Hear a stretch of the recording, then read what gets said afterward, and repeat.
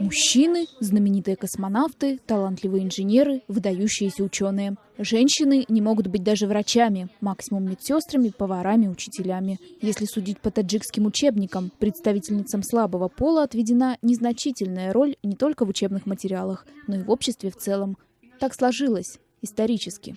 Если это история, то, конечно, у нас герои на первом плане только мужчины. Но это так и есть, но все равно необходимо как-то нам, понимаете, и заострять внимание на тех героях, на наших женщинах. Но пока учителя лишь разводят руками. Стереотипы достались в наследство из прошлых веков, когда у женщин в Таджикистане вообще не было прав. Министерство образования существование гендерного неравенства в учебниках признает и обещает все переписать. Авторы уже начали работать над новыми текстами, где есть место и женщинам. Я пришел к выводу, что нужно выбирать тексты, в которых говорилось бы об активной роли женщин в обществе. А если в тексте говорится о смелости того или иного мужчины, то нужно, если даже не в самом тексте, а в его конце обязательно предусмотреть вопросы о роли женщин. Скажем, спросить, соотносите ли вы героизм исключительно с мужчинами?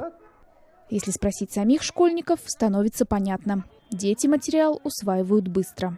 Женщина должна быть домохозяйкой, заботиться о муже и о детях. Чем женщина может справиться? Женщина может быть учителем, журналистом, библиотекарем. Женщина не может быть космонавтом, она боится. Мало бесстрашных женщин, а вот смелых среди мужчин много. Гендерное неравенство не только в учебниках, но и в самих классах. Мы посмотрели, например, как организовано дежурство в классе, как организовано дежурство в школе.